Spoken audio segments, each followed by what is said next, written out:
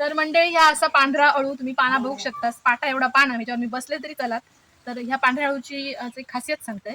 तर ह्या जो अळू हा ना, हे का मी पहिला तेलात समजत होते, कारण हे का हे देठ हिरवो हा आणि हा असा हिरव्याच दिसता, काळा अळू नाही. तर सासऱ्यांनी माझ्या सांगितल्याने की ह्या पांढरा अळू हा आणि ह्या खूप दुर्मिळ हा आजकाल मिळणार नाही. लोक शोधतात की पांढरा अळू काही मिळणार. तर तुम्ही बघू शकता त्याची पाना जी आहेत ना, ती ओळखायचा कसा पांढरा अळू, तर त्याची पाना गोल असतात, त्याचं टोक नाही आहे. तेरा बघितला तर तेरा टोक असतात, नंतर मी दाखवते तेऱ्याचा पान पण. तर हा असा पांढरा अळू आणि मस्तपैकी तयार झालेला आणि 2 पानं काढली तरी एक वेळचा फतफदा सहज होईल इतक्या मोठा पान दिसतं ना.